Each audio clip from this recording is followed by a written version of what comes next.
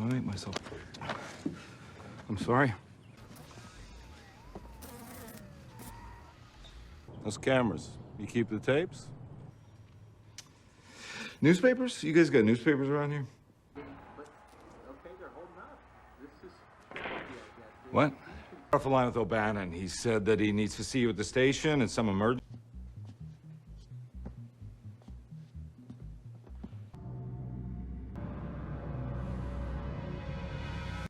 It wasn't him. Will's body, it was a fake.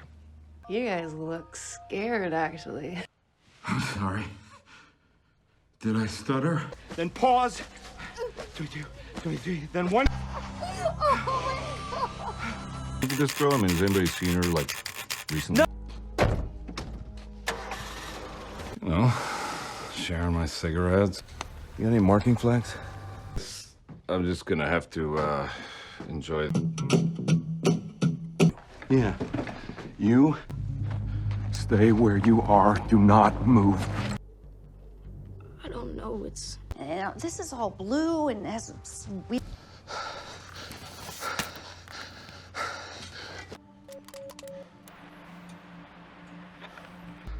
Son of a bitch did it. We stay here and we wait for help.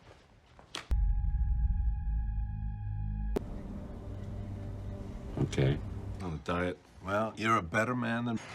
Hey. Wait. You busy? So what? I'm just supposed to let them do whatever they want. I hope you know that I care about you very much. Has been restored. Wait. Don't you? They're not actually fans? Is quite good. Chianti. Medium-bodied. No. I'll leave. You stand me up, it's over. You're not losing. I think you should stick to sales. Yeah, you might say that. I'm looking for the name of a guy. Records of these purchases? He's, About really does exist, and the... And works for Starcourt. Two things we already knew. I need to commandeer your vehicle. It's because he's scared.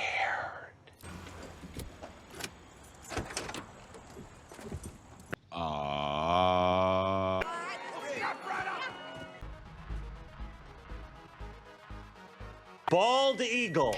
Copy that. How it goes? How what goes? You know...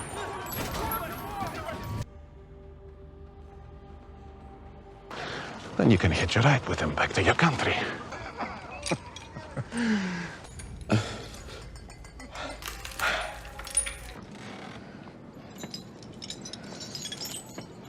Be the smuggler. He betrayed me.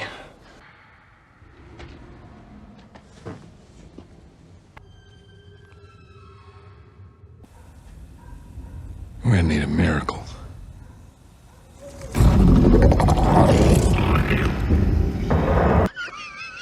The friends do not shoot us out of sky.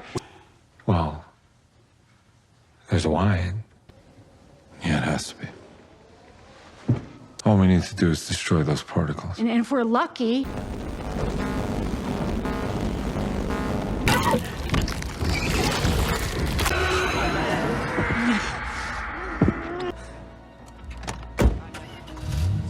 Lots of them, and they're all looking for one person, L. Sorry, I'm just looking at you. You get more beautiful every day. Because if those military guys haven't already caught you on camera, they will, and when they do... Looks worse than it is. Yeah, don't be a star on podcasts.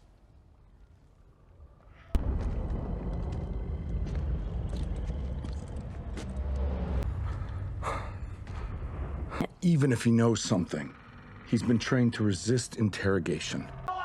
You're stubborn punk ass, you know that, right? It doesn't make sense. I hope to God you're right and Vecna is in there. Because we might just... Okay. Let's go see if that training is paid off.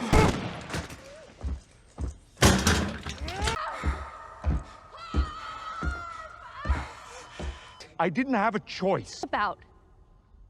Piece of the puzzle. Like a big piece. Yeah, well, the piece...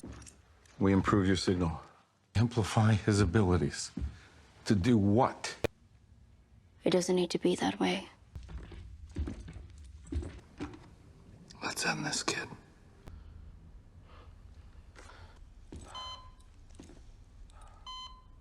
Now I have seen you. I don't know what you're talking about. It's just us.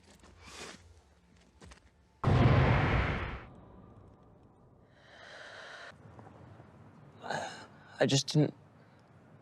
It's a big day. It's a once-in-a-lifetime day.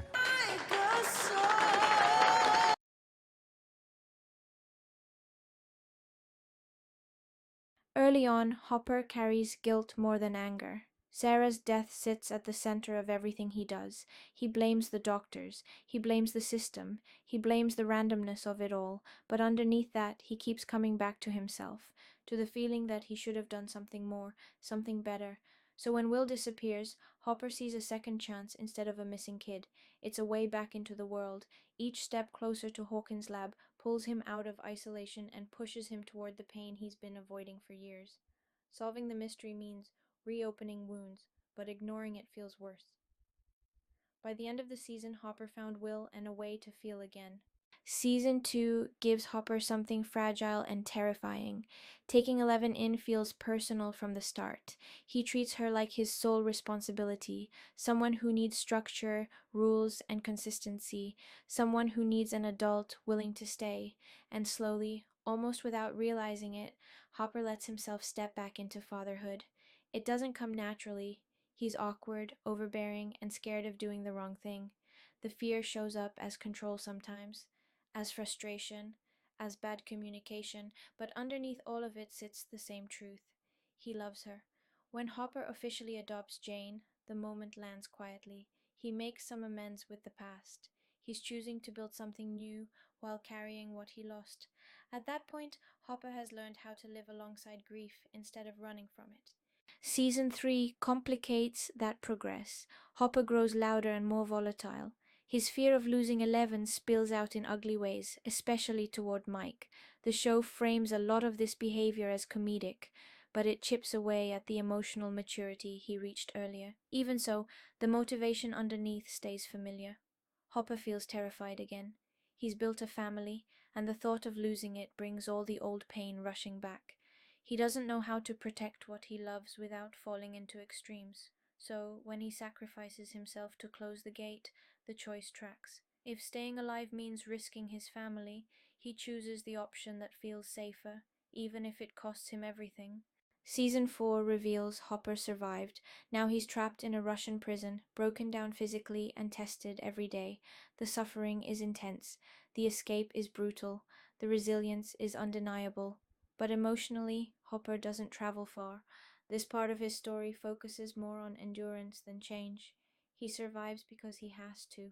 He pushes forward because stopping isn't an option, but nothing else really. Hopper loses his daughter twice, and both losses share one painful similarity. Hopper can't protect his child from the world. What changes is what happens next. Sarah's death isolates him completely. Losing 11 hurts just as much, but this time he doesn't fall apart in the same way, because this time he isn't facing it alone. Now he has Joyce. That connection matters because Joyce represents something Hopper hasn't allowed himself to imagine in years, a future shaped by shared loss instead of denial, by understanding instead of replacement. Hopper carries his pain without letting it hollow him out again. His ending is not a perfect fairy tale, but at least he has a reason to keep going.